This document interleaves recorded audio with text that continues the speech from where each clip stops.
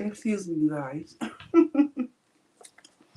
I was eating my ice cream. It is a nice, warm, sunny day. So I'm eating my ice cream and I'm going to get right into it. I did not go live on Thursday or Friday. So I was like, I might as well go live today since tomorrow they'll be back in court and I don't want to get too behind. I don't want y'all to get too behind on everything that's going on. So I'll get right into it right now. Now, Thursday, they started off again with the stylist Deontay Nash. He was back on the stands. On Thursday, he wore a puffy jacket because he said it was a little nippy in there on Wednesday. And they said a lot of people have been saying it's really cold in there. So he had to make a fashion statement on Thursday. It just seemed like he's a whole mess. But I think his testimony and so far his testimony and Capricorn Clark's, theirs have been good for the prosecutors. I think those two was the best witness that the prosecution had, because other than that, I feel like they didn't do good. He said they just asked him questions again. He stated that he was the one, like I told y'all the other day, that put her and Michael B. Jordan together. He said he fine, she fine, so why not? They didn't even ask him that question. He just said that out his own. He just said it for no reason. So everybody looking like, but he was just saying that. He said that Cassie was not jealous of the other girlfriend, Gina, which they keep on saying that she was. He said that she was not jealous of Gina and that she felt the relationships with the other women did hurt her relation. I mean, her was hurting her career. Because keep in mind, when he signed her, she had a 10 record deal, supposed to have a 10 record deal, album sales, whatever. She only put out one. I was listening to a podcast the other day with Ryan Leslie, who was her boyfriend, that she left Ryan Leslie for P. Diddy. And he said that he actually was working on an album with Cassie, and that Jermaine Dupri tried to sign her first, but P. Diddy bidded JD. So just think how much her life would have been different if she would have been signed to So Def. Because Jermaine Dupri did try to get her, but Puffy outdid her, and then just look, she turned into what she was.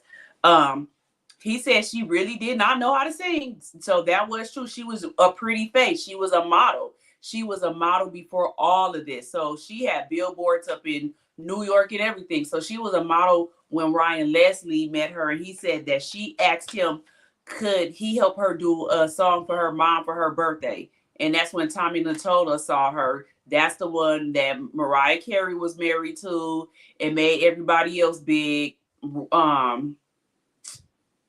can't even think of their names, but y'all know who he is. So he was telling Ryan Leslie to sign her. Like, you can go ahead and sign her and I'll manage it.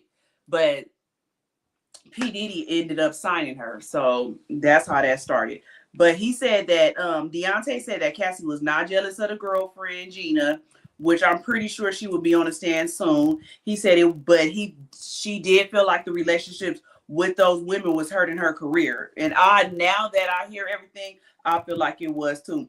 He said he helped Cassie find her outfits for this case because she couldn't find anything to wear. She said she was too big while she was pregnant. He said he is still good friends with Cassie to this day, that they do talk, but they did not talk about this case. Um, he said that Cassie did not bring up the freak offs until her birthday party. And he said he gave her he didn't. No, they asked. I'm so sorry, y'all, because I'm reading my notes. They asked why he didn't bring up the freak offs until the defense, and he said because he didn't really want to talk to the prosecutors. Like they didn't ask about it, so he didn't say nothing. He gave them very little. He gave them very little because he kept making it plain and clear he didn't want to be there. I don't want to be there. They made me come, so whatever they asked me, that's what I gave them. I wasn't giving them nothing extra. The defense asked about the freak off, so that's why y'all heard about the freak off, because they asked me. They asked me. And so next up was the Jane Doe. Now, this is the Jane Doe. Her name is Mia. Mia was also brought up by Deontay. He said that she was there when Diddy bust into the hotel and brutally beat Cassie when she had that gash against her eye. So this is the Mia that he was talking about. This is a Jane Doe. Her Jane Doe name is Mia. Now, Mia was a director of Revolt Films. Anybody that does not know Revolt Films. Revolt was P. Diddy's like film not agency. Oh, I'm so tongue tied. Like his channel, like he had the Revolt channel. That was his channel. So she was the director over that. She was also his former assistant. She was a former assistant like everybody else. What she did do, she kept her head down the whole time. She was talking real timid. She said that he threw things at her. He threw her against the wall. He threw her into the pool, and he essayed her. These are all the things that she said that P. Diddy did to her. She said that she once went 5 days without sleep from working with him 24 hours a day, and she felt like she was walking underwater. She said she was off. She couldn't walk straight. Her vision was blurred and everything. She was so hysterical and unable to stop crying. And then Diddy was like, all right, you can go to sleep now after 5 days. So I'm just hearing the stuff that they were saying. I felt bad for this girl, but it took a turn on Friday, but we ain't to Friday yet. So she was saying she was crying, and then Diddy was like, all right, go on and go to sleep. She wasn't allowed to leave his side without permission, and she could not lock her bedroom door, which the other assistant said. So when she went to sleep, she could close the door, but she couldn't lock it. All the Combs employees described their relationship with Combs. He was a person that could build you up, but he was also a person that could tear you all the way down. So she said they highs was highs and they lows was real, real low. She said Combs repeatedly assaulted Cassie.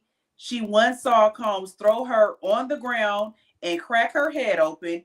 Cassie never fought back. So the time she's talking about when she threw her on the ground and cracked her head open is the same thing that Deontay said that when it was at the concert and P. Diddy came over and did that. So that's the incident that she was referring to. So those two, they basically said the same exact thing.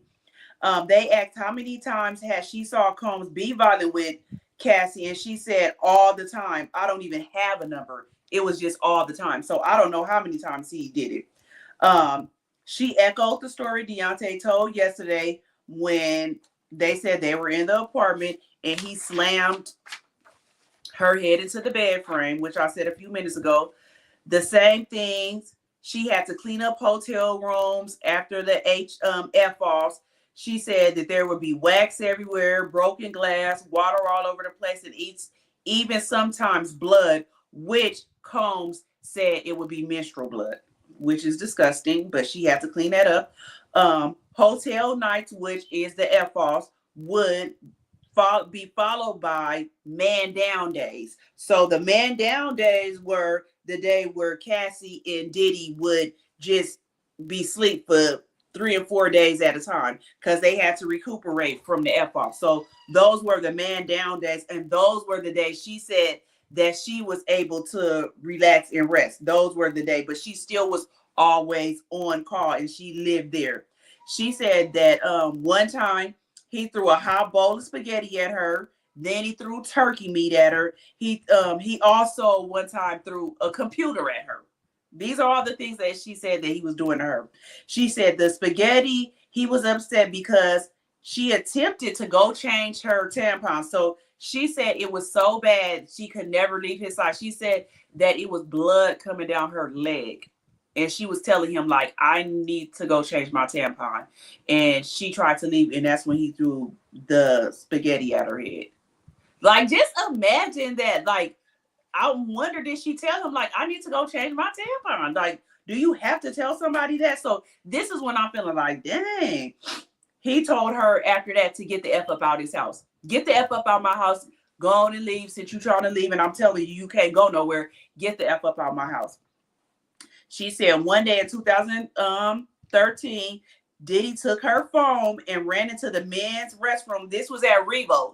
That he ran and took her phone and went into the men's bathroom. And she tried to like make her way in the bathroom. And he kept on closing the door on her arm. He closed it the first time. And then she just thought he did it on accident. But she tried to go back in again. And he kept slamming the door on her arm to where she just backed out because she was like, he's doing this on purpose. And so she kept trying to get the phone from her. He couldn't. He left with her phone. And at the time he took, she said she took this for some kind of bullying joke, but he told her he needed to have something on her. But she was trying to get the phone back from him because her and other employees would be talking about him. Like they would be vent to her and she would, like how everybody do with their boss. So she was trying to get it back. She never got the phone back. She never got that phone back, but she always tried to make an excuse for her. But she never said what happened after that. She just said what he did about taking the phone. She said that she was groped by Combs, forced to give oral, and once got into her bed and essayed her. So remember, she can't lock her door. So she said one time she was in her bed and she was asleep and she woke up and he was on top of her and he essayed her. And she said she just froze and she didn't know what to do. She said the another encounter was at a penthouse plaza around his 30th birthday. And he asked her to do some shots with him. And then he leaned in like he wanted to kiss her and she backed back, but then he leaned in again and she said she didn't push away, but he kissed her and then he put his hands up her dress into her stuff. That was another time. She said another time was at his LA home in a room. She explains it was way before the Me Too movement. So they asked her, like, why did you not say anything if he was doing these things to you? She said it was way before the Me Too movement and social media. But social media was out there, but I guess it was before people was really saying anything. And she was like, she didn't think nobody would believe her. He was famous, and that's why she feared he would ruin her life. That was Thursday. So they get into Friday. Let's get into Friday. It's the same thing. She goes in. They wasn't even allowed to take sketches of her. But after they kept on talking about her, I know who this lady is. Because I remember seeing certain things on P. Diddy's page about her. And I remember her posting and tagging. And you know how when people tag you, they put it in the stories. So I actually remember this lady after this. So Friday, Mia was back on the stand. She was asked about a time she went with Cassie Ventura to South Africa in 2015. And she said she woke up to 45 Not one, not two, but 45 missed calls from Diddy. Now just think of how many hours the time changes from us and in Africa. She said that she was afraid to call him back because in the messages, because she had missed so many, he had started threatening her job and threatening her life, saying that he would unalive her. So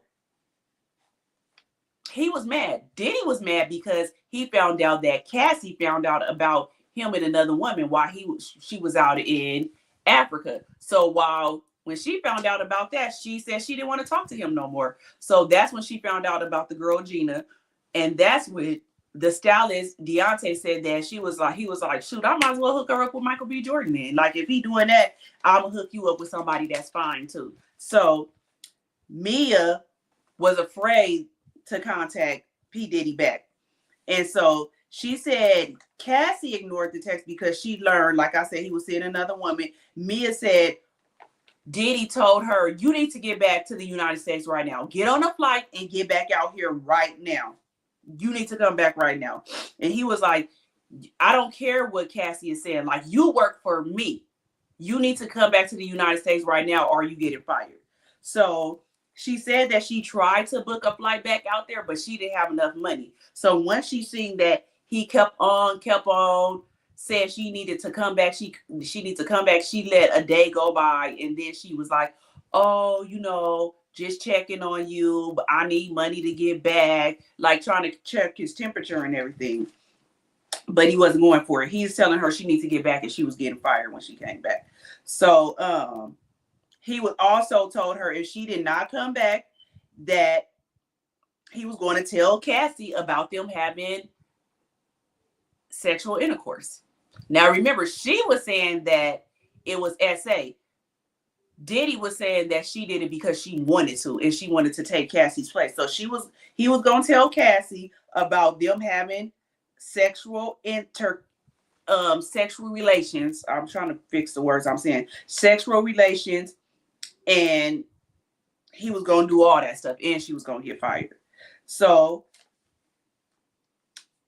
he also told her that he was going to KILL, the deal that they had with ABC. They were supposed to have a TV show coming out, and she was going to be the executive producer. He said that he was going to cut that if she didn't get back. What happened? It never came out. That never came out. She said one time he fired her because she didn't have all his workout options that he wanted. So he was like, you're fired. You don't got all my workout clothes that I wanted. I don't see enough options and everything. And she was like, but she really did have everything there, but he be so high all the time. He didn't even know that it was there. So she said he told her she was fired, but she didn't really end up getting fired. She got suspended with no pay. So this is leading up to all the stuff that she said she goes on to with him. She said another time they were on a yacht out of the country, and he had her counting money. And I guess she was counting the money too slow, but she said it wasn't a little bit of money. It was a lot of money, and that he wanted her to count the money fast. And he kept on saying, like, what is wrong with you? Are you stupid? Are you dumb? Like, count the money. And she was like, she was trying, but he just wanted her to do it so fast. He told her to get off the yacht, and he hoped that she could walk on water like Jesus. I was like, he is a special something, that he hoped that she could walk on water like Jesus did, because she had to get up off the boat. So she said she hid where the people that work on the boat at until they could take her to shore. And then when they did take her to shore, he told her she better get back because he had her passport, but she better get back to her job. After he just told her she better know how to walk on water like Jesus did.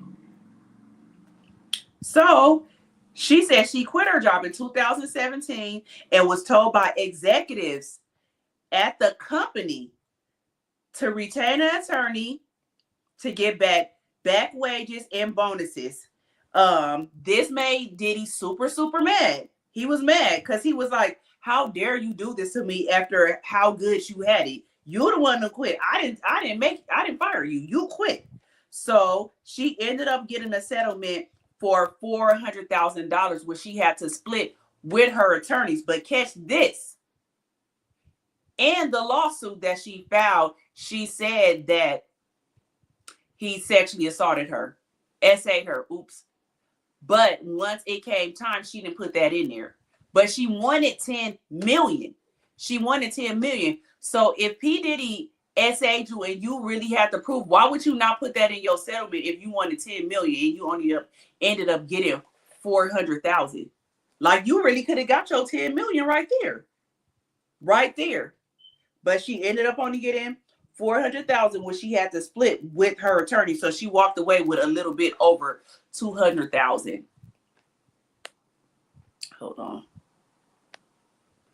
Yeah, so much mental control and abuse. Yes, I'm telling you, when I was listening to and reading this, I was just like, oh my gosh, like he wouldn't have to have fired me. I would have quit a long time ago. So in 2023, after Cassie filed the lawsuit, Diddy's bodyguard reached out to Mia and asked if she could issue a statement supporting Combs. And she said that when the bodyguard reached out to her and she seen what it said, she threw her phone across the room. It went behind the couch and she ran outside because that just triggered her. Like it triggered her. And she said that she dodged phone calls from them, and because she didn't want to have nothing to do with it. She said she dodged phone calls for months. She would say, oh, I was out scuba diving. Oh, I was out of the country. I was doing this or I was doing that. But she told them that she would do it, but she knew she really didn't want to do it. She already knew that the lawsuit, that Cassie had put this lawsuit out, and she had already started talking to the government. So she's saying that she was going to do this, but she really wasn't. She really wasn't. So she just kept dodging them and saying she wasn't. So she said one day Diddy reached out to her and he said, I just wanted to talk to you. I just want to talk to you. Like, for over 8 years, you were my right-hand man. And I just need to recall some times and some things that went on that only you can remember. So could you please give me a call? But if you don't want to call, I understand. And he was like, and it would be nice just to hear your voice. Like, boy, you know it ain't nice. You don't want to hear my voice. You just want me to support you. Now, keep in mind, he also did this to the girl, Dirty Money, Kalina, or whatever her name was.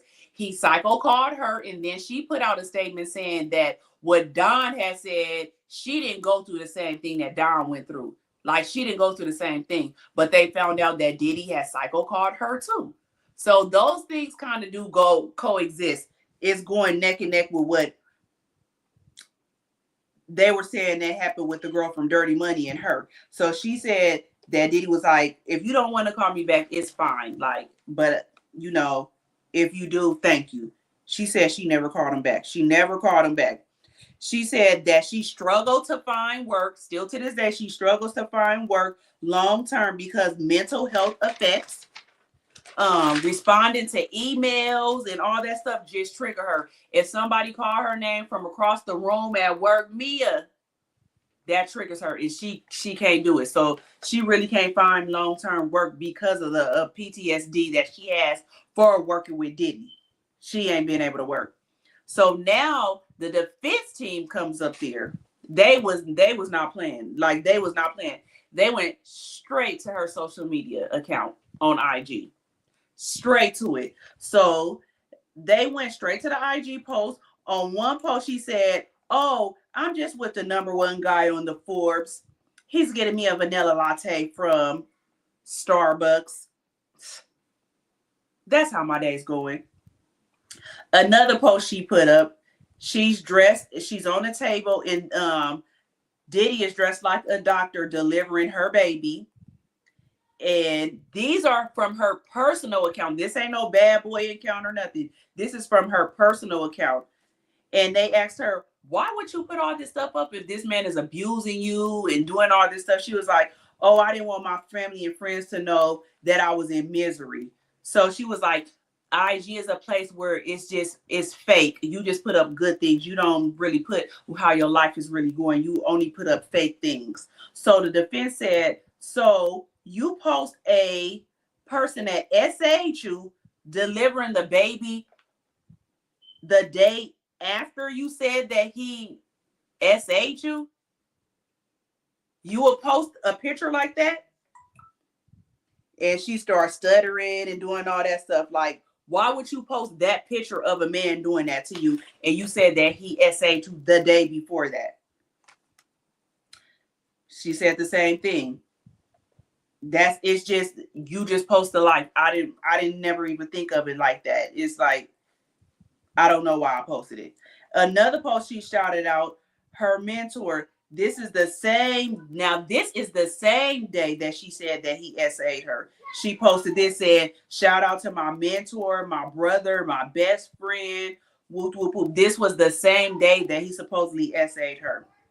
On the 5th anniversary of the SA, she said, thank you for being the good kind of crazy. You inspire me every day. She said that I don't think people, she said that I don't think people wrote bad stuff on IG at that time. I don't think that they wrote bad stuff. So this is why I'm writing stuff like that. And they said, why would you promote someone who stole your happiness, calling him your brother, your friend, your mentor? I love you. She said, well, promoting was a part of my job. So, I mean, I guess I had to do it. And they was like, but that makes no sense. And she said, well, talk to my therapist. I don't know why I didn't talk to my therapist. So the defense asks, how do you have good memories with someone that you are terrified of? How do you have good memories? Don't you think about this all the time? How are you best friends with a person that did all this to you? They said again, she was struggling to answer the questions and everything. Again, ask my therapist. Ask my therapist. I don't know how I was able to do that. So the defense was just all going down her IG post. All of them showed the love and affection that she had toward Diddy. They did text messages where she was saying that she loved him and all kind of stuff. Like, so they were trying to say to people that were in the court, this kind of messed up what she was saying before, because all of the love and affection that she showed him, like all that, it would probably make the jury look at her sideways. And so that was the defense. They actually, I think that day the defense kind of, on Friday the defense won. Like, they did good because the prosecutor should have known that they was going to go through them IG posts and probably should have took that down. But it's probably ways they could go through that. So tomorrow she's going to be back on the stand for them to continue to cross-examine her. So after y'all hearing the stuff that she said, do y'all think that she lying? Because on Thursday, when I was listening to her, I was mad again. Like, I go back and forth, like, but I low-key, not, and I don't want nobody coming on me, I low-key think all of her stuff she said is not true. Now, the lady Capricorn Clark, I believe everything she said. But Mia, after hearing all that stuff, I kind of feel like she's stretching the truth. I not saying that he didn't do that stuff, but I think she's still stretching the truth. I really do. So we'll see tomorrow when she come back on the stand. Then they had Suge Knight. This is on a whole nother thing. They talked to Suge Knight on Friday. Call him from jail. You know, he doing all his little stuff from jail. They asked him, what do he think about the case? He said that he don't think that Diddy should go to jail for this. He said, now it's other stuff Diddy should go to jail. Just like I said too, he's like, but this, no. He was like, and he thinks that Diddy should talk. Diddy should take the stands. He was like, maybe if Diddy take the stands and let them know that he wasn't in his right mind, that he might have, he was like, I think that he'll have a walking chance, but him just sitting down, letting them fight for him, he don't. And he also, it has to say other stuff, but it don't have nothing to do with this. Like how he said that Snoop Dogg was the one that put the hit out for Tupac. If y'all have a chance, it's on CNN.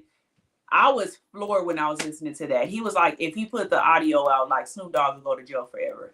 And I kind of remember that as a teenager, them saying that Snoop Dogg and Tupac was getting into it. So, but he was saying that if they wanted to get Diddy for racketeering and stuff, they should have made the part of at the Mel Diner. they should have really focused on that part, because that's two moguls, big moguls, about to go toe to toe, and they got GUNs and all this. It would have been a GUN battle out there. He was like, that would have been more racketeering than this stuff. This stuff ain't really racketeering. It's just showing he a freak. So this is Suge Knight, and you know him and Suge Knight don't get along at all. And so that was Suge Knight. Trump also said that he would look into pardoning.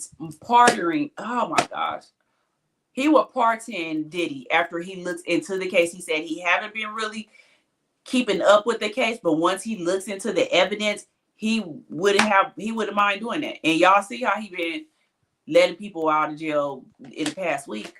So it's like, I don't know. I still feel like Diddy might have a little chance. He still might have a chance. We got to see who else the government brings up, because like I said, this lady Mia, she don't really sound credible, and I'm wondering, why is she able to be a Jane Doe and nobody else? I don't understand why she was able to be a Jane Doe and nobody else. But after the defense cross-examined her, it made me feel like some of her stuff, she's telling the story. The only one I feel like is telling the whole truth is Capricorn Clark and the stylist. I feel like they was good witnesses for the prosecutors. Like, they were very good, to where Diddy would have been in jail if that was the end of it. If that was the end of it, he would have went to jail with those two witnesses right there, because everything that they said, it was like they not lying. They're not lying. So we'll see how things go tomorrow at court. They said that they're hoping to wrap this up before July 4th. So we'll see. The prosecutor said that they are like a week ahead of schedule and everything. So we'll see how everything goes. So thank you guys for tuning in, and I'll see you guys tomorrow.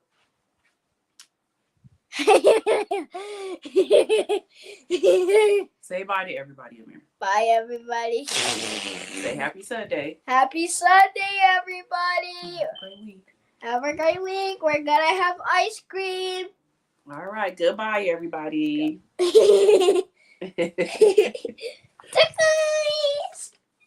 Auntie Tia said hi. Cousin Juanita said hi. Oh, boy. Bye, you guys. I want to get the clock.